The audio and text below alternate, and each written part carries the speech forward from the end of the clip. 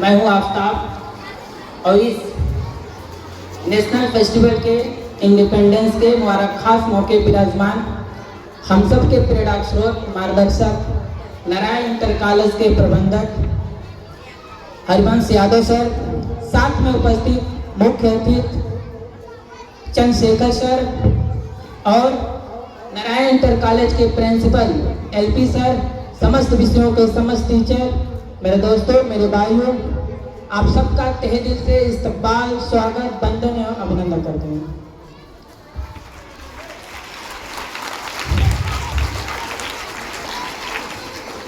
वक्त बहुत कम है, लेकिन मैं चाहूंगा मैं जितने देर तक बात करूं आप लोग इसे इस व्यू से ना सुने, इसे सुनकर हमें कहीं और बोलना नहीं, बल्कि इसे अपने एक्शन लेना है, यानी कि अमल में लेना है।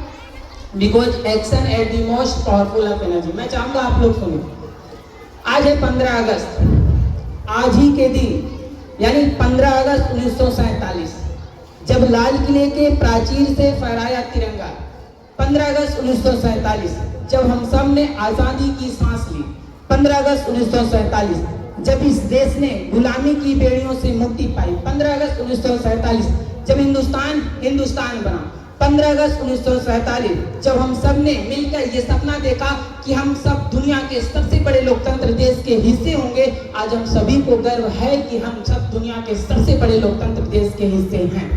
तो आज आइए मिलकर याद करें उन वीर शहीदों को जिन्होंने ना तो अपनी उम्र देखी और ना ही अपने परिवार को। कूद पड़े आजादी के संग में, न जाने ये लोग किस मिट्टी के बने थे, जो मार तो खाते थे, जख्म तो होते थे, लहू तो निकलती थी, फिर भी इनके दिलों में, इनके धड़कनों में, इनके लबों पे, इनके शरीर के एक नसों में मात्र एक ही शब्द हुआ करता था, मादरे वतन हिंदुस्तान जिंदाबाद, वंदे मातरम। आ जाइए मिलकर याद करें उन वीर शहीदों को।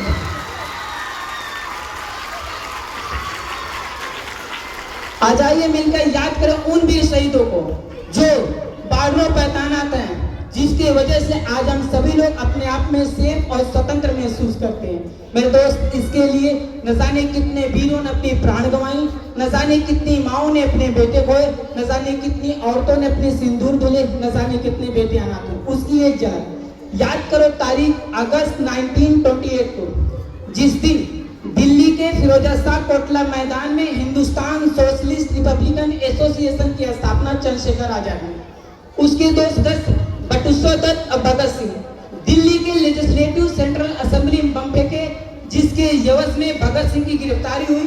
सैंडल्स की हत्या लाहौर सदन के रूप में उन्हें फांसी की सजा मुकर्रर की जाती। अब यहाँ से गौर से भगत सिंह के फांसी से पहले भगत सिंह से मिलने के लिए भगत सिंह की मां भगत सिंह के पास जाती है। भगत सिंह अपने मां को देखते तो उनके नेत्र में आंसू आ जाता है।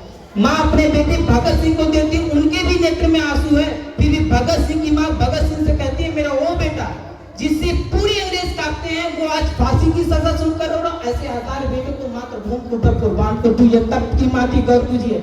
उस वक्त भगत सिंह जवाब क्या देते हैं, मां मेरे आंख में आंसू इसलिए नहीं कि मुझे फांसी की सजा होने जाए, बल्कि मेरे आंख में आंसू इसलिए कि आप जैसी माँ बाप में फिर अगले जन्म में मिलेगी नहीं, और आप एक वीर योद्धा की माँ, आपके आंख में आंसू कैसे आए।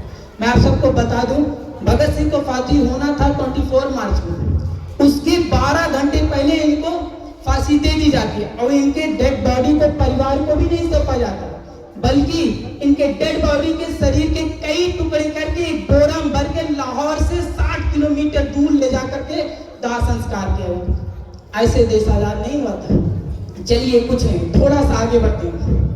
आइए शिमला में, जहाँ लद्दाख है, काराकोरम रेंज जानते ही है ना आप लोग। काराकोरम रेंज के ऊपर इस बार बियाको, सियाचिन ऐसे ग्लेशियर हैं जहाँ का टेम्परेचर माइनस में रहता है, लेकिन वहाँ हम लोगों के प्रोटेक्शन हमारी आर्मी खड़े रहते हैं ना।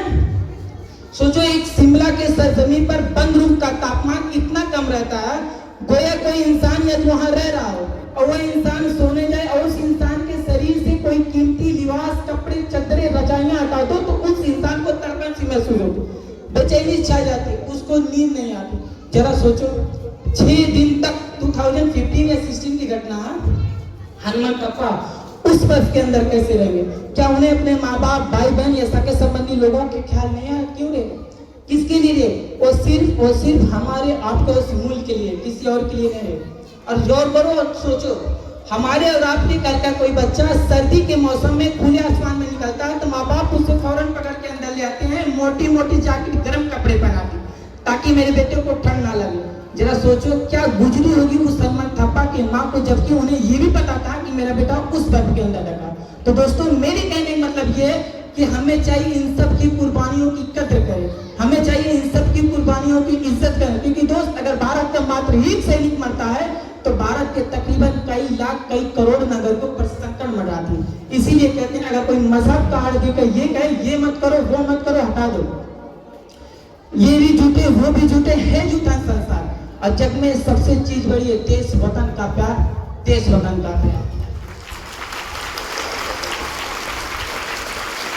की मुआशरे देखकर बड़ा ताज्जुब होता है और ये कहना पड़ा कि आज भी हमारे मुल्क में कुछ ऐसे लोग हैं जो चंद नेताओं के कहने पे आपसी मतभेद रखते हैं, हिंदू और मुस्लिम में बांटते हैं। हम सबको मिलकर ये सोचना और समझना चाहिए कि अंग्रेजों से लड़ते लड़ते 27 फरवरी 1931 को इलाहाबाद के अल्फाबेट पार्क में पुलिस की मुठभेड़ में स्वयं गोली मार शहीद हुए चंद्रशेखर। क्या उन्होंने कभी ये सोचा था ये मुल्क सिर्फ पंडितों, ठाकुरों, बाभनों का होगा? जी नहीं। 23 मार्च 1931 को राजगुरु सुखदेव और भगत सिंह हंसते मुस्कुराते फांसी के तख्तों को चूमे। क्या उन्होंने कभी ये सोचा था ये मुल्क सिर्फ हिंदुओं का होगा? जी नहीं। 1965 भारत पाकिस्तान के युद्ध में वीर अब्दुल हमीद ने पाकिस्तानियों के 7 टैंकों को उड़ा डाला और खुद शहीद हो गए। क्या उन्होंने कभी ये सोचा था ये मुल्क सिर्फ मुसलमानों का होगा?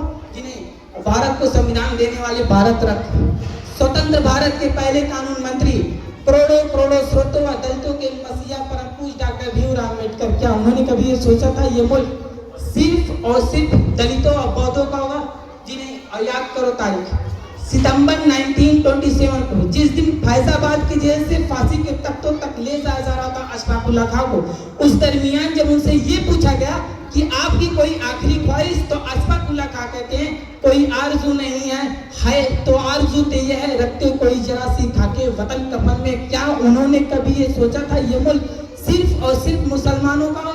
जी नहीं। जब ऐसे ऐसी वीर क्रांतिकारी योद्धाओं ने बिना मजहब में भेदभाव किए एक साथ मिलकर हमारे मुल्क को आजादी दिलाई, फिर हम सब इस आजाद मुल्क में रहकर मजहब के आड़ में एक दूसरे से कैसे लड़ सकते? तो दोस्तों हम सबको मिलकर ये सोचना और समझना चाहिए कि वो फूल का बगीचा कभी खूबसूरत हो ही नहीं सकता जिस बगीचे में मात्र एक किस्म के फूल। बगीचे तो खूबसूरत वे होते जिसमें अनेक किस्म के फूल, उसकी खुशबू, उसकी महक, उसकी सुंदरता सारे लोगों के मन को मोह लेती। ऐसा ही हमारा एकमात्र देश भारत, जहाँ पर अनेक मजहब के लोग हैं, जहाँ पर हिंदू, मुस्लिम, सिख, ईसाई सारे लोग एक साथ रहते हैं। इनकी संस्कृति, इनकी तहजीब, इनकी रीत रिवाज इतनी बेहतरीन है कि गोया कि दूसरे देश के लोग इस देश की संस्कृति और तहजीब को सीखकर अपने देश में उदाहरण देते हैं। फिर हम सब ऐसे मुल्क में रहकर मजहब नाम एक दूसरे से कैसे लड़ सकते? तो दोस्तों हम सबको मिलकर ये सोचना समझना चाहिए कि जिस तरह दया का नाम हिंदू है, क्षमा का नाम हिंदू है, सद्भावना का नाम हिंदू है, नियति और इखलाक को कत्ल करने का नाम हिंदू नहीं हो सकता, ऐसे ही प्यासे को पानी पिलाने का नाम इस्लाम है, भूखों को रोटी खिलाने का नाम इस्लाम है, गरीबों को गले लगाने का नाम इस्लाम है, भटके को रास्ता दिखाने का नाम इस्लाम, मोहब्बत, कुर्बत, खिदमत, खुलूस का नाम इस्लाम, इबादत का नाम इस्लाम, हाथ में AK-47 लेकर नेत्रों पर गोली चलाने का नाम इस्लाम नहीं। उसका एहतराम ना कर और जिसे ज़मीर ना माने उन्हें सलाम ना कर। जमाना कुछ भी कहे उसका एहतराम ना कर और जिसे ज़मीर ना माने उन्हें सलाम ना कर। और खतरा मेरे मुल्क को तेरी नीयत से अपनी अमाल बदल, हमें बदलाना। इन्हीं चंद बातों के साथ बोलिए बस एक कहानी सुनाऊंगा, उसके बाद अपने आप गाड़ी को कंडक्ट करूंगा।